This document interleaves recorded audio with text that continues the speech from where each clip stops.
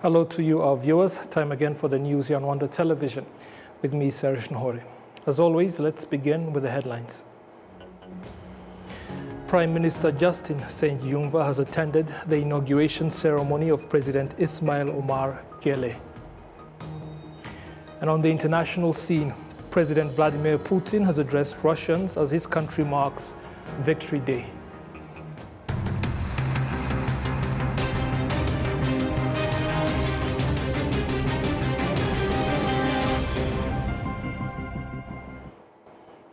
Now, straight to the details. I'm glad you're able to join us for this edition of the news.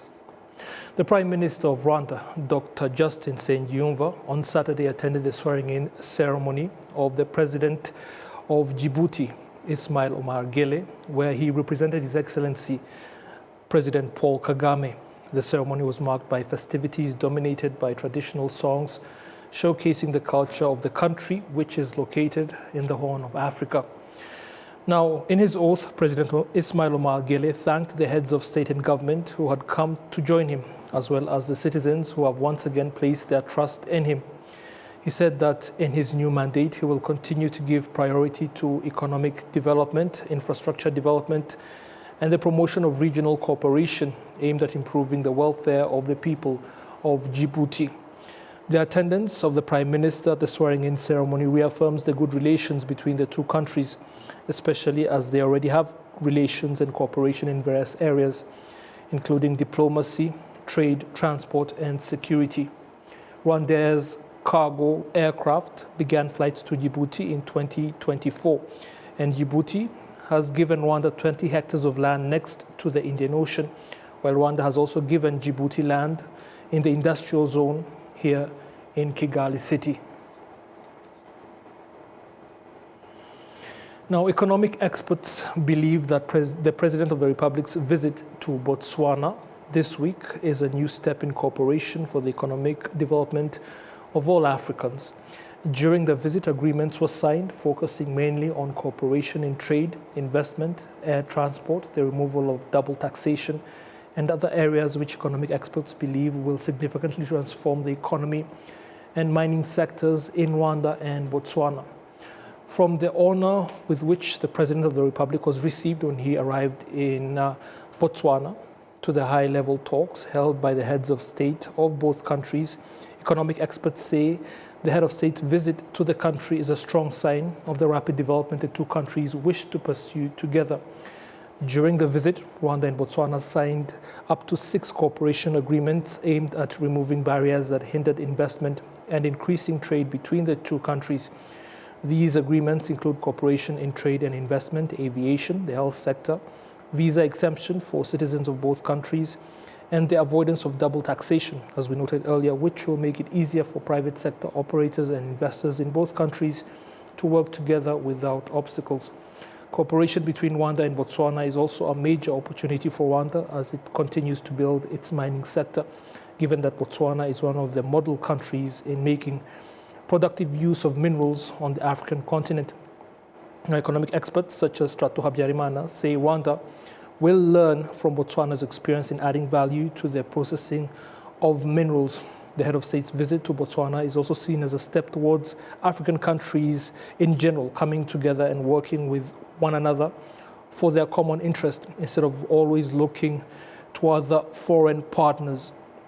Now, President Kagame's visit to Botswana also took place at a time when the country also wants to expand its markets and diversify the sources of its revenue beyond mining and tourism. The president of that country believes his country will learn a lot from Rwanda in that regard. Now, through cooperation and collaboration between Rwanda and Botswana, the Rwandan farmer should understand that this will bring significant benefits in the future, provided they continue farming that produces a surplus for markets. Economic experts also believe that cooperation between Rwanda and Botswana will greatly benefit the African Continental Common Market, launched with Rwanda's initiative aimed at achieving economic self-reliance through the efforts of Africans themselves. Now to matters here at home. Residents of Rutsiro district are pleased with 2 key infrastructure projects that are nearing completion in their district. These are an asphalt road passing through all 6 sectors bordering Lake Kivu and the Mukembera Stadium, which is being fitted with new turf.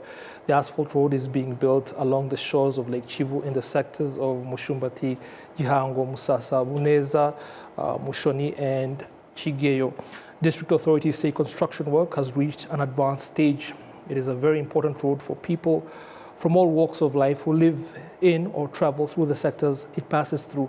Expanding infrastructure for the development of citizens is among the things that the head of state, His Excellency President Paul Kagame, once again promised residents when he visited tea farmers in Rugabano, that is in Karongi district, as well as the tea factory there. That was back in 2022, August 2022.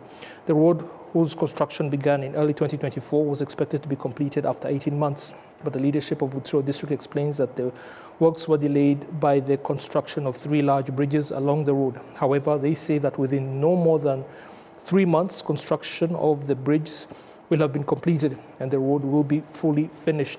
According to the Vice Mayor of Rutshuru district, unless other issues arise, the pitch, which should also have been completed last year, will be finished in just 1 month.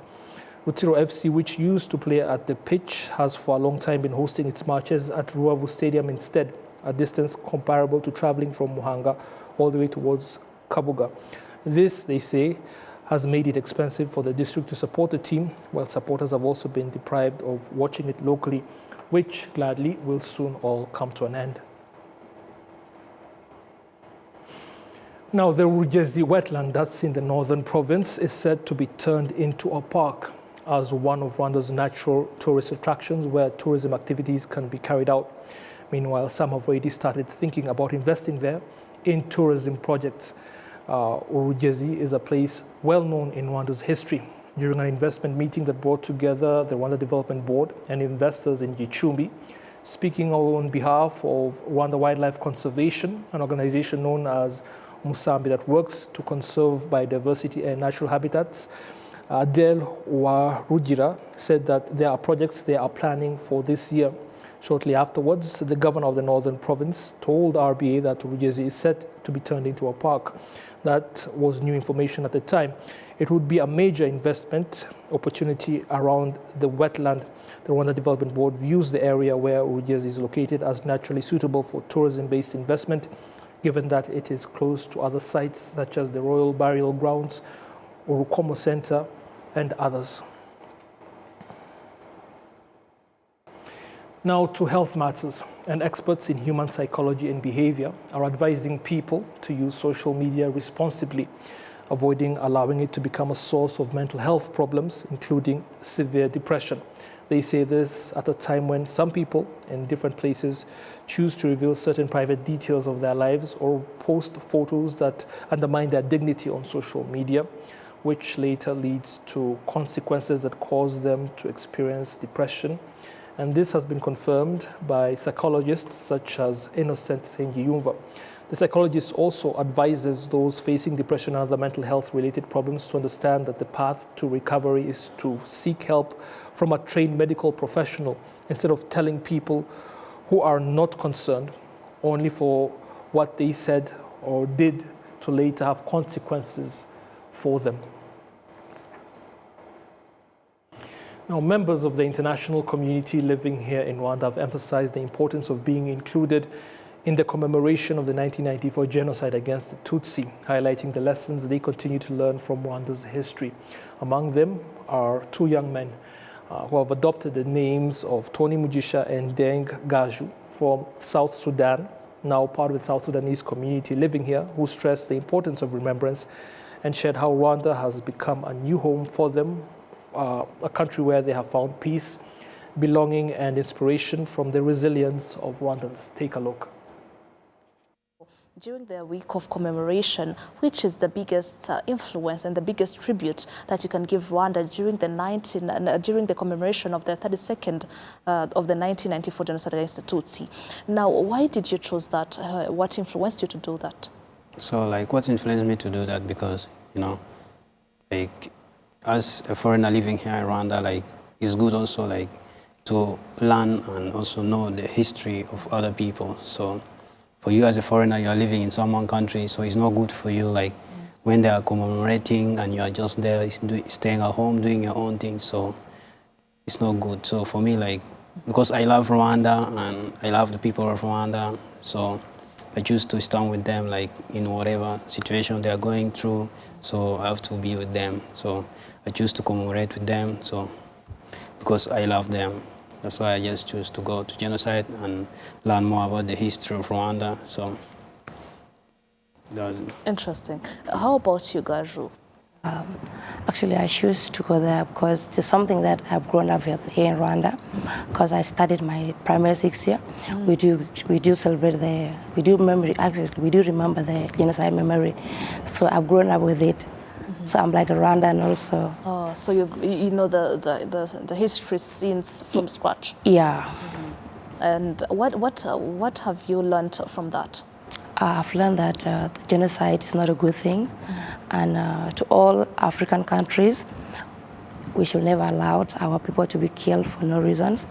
Okay, we should choose a good leader over bad leaders.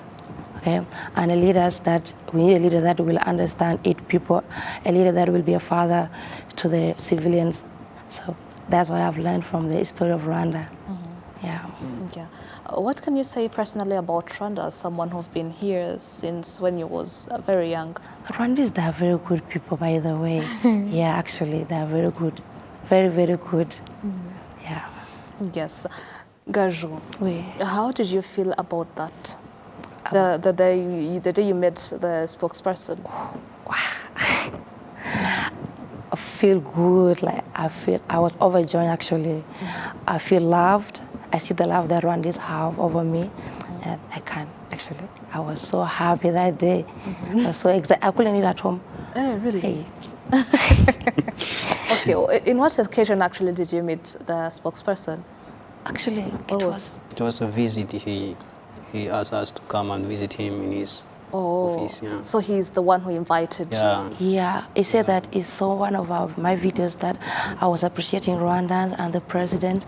So I think they see the videos, and then from that he sent my videos to one of the universities here. And then he said that I think this girl, she's from South Sudan, and I would love to meet her. And then through Tony Mujisha, they said that both of them, I need them to come to my office. So, and then I came to him. And he showed me love that I don't expect. Hey. Yeah, really. Okay, that's really nice. Imagine, like, as a foreigner being loved by other people. It's too much. Good, you know. So you didn't expect love coming to Rwanda? Yeah, because, like, even some Rwandese, they are telling us that even for them, they didn't even meet the spokesperson of police. But for us, it's easy for us, like, to meet with them and talk with them. But for them, like, it's not easy. But say, like, how? But it's good. As a foreigner. Yes. It helped me to connect with a lot of people. Okay, probably in Rwanda, most of people, they don't speak in English, isn't it? So if I go to the market and then I start using Kinyarwandans, you know, the people who are in the market, they start to be very happy with me. They start to love me. Even if someone have a bad effect on me, they will just forget, and then they start to love me because I know Kinyarwanda. As you know, if you are living in another country and you don't know their language, and then you start to learn it, you know that a lot of people will start to love you because you have learned their own language. And then in their mind, they'll be like, you love the country. So actually, that's what connects me with most of Rwandese, actually, because most of my time I do speak Kinyarwanda outside there. Lesson do you think that the whole international community should be learning from that? So, like, as I can say, like, to international community, so let's say, like, never again for genocide in, like, in all of Africa. So, like, this thing of killing ourselves will not help us, will not take us anywhere. So instead of losing more lives, so it's better for us, like, to focus on developing our countries, like peace and stability, like, that's it. So let's say no, like the Rwandese say, never again. So, you know. Yes, recently we've been seeing the relationship between the South Sudanese community in Rwanda and Rwandans really improving. How would you describe that for now, so far? Yeah, let me say it's improving because now, like, some of us South Sudanese, we start to understand the way how Rwandese are living here. So because like by then when we came here, so we don't know how you guys are living here. So we bring our same mentality here. So that's why we can't like be with you guys in the same line. So, but at least now, you see, like, some of us we understand each other. Now we understand like the way of living, how Rwandese are living here in their country. So that's why you see, like. Gladys will be with you for the next edition of the news. I hope you join her, and I'm glad you're able to join me for this edition. Until next time, it is goodbye.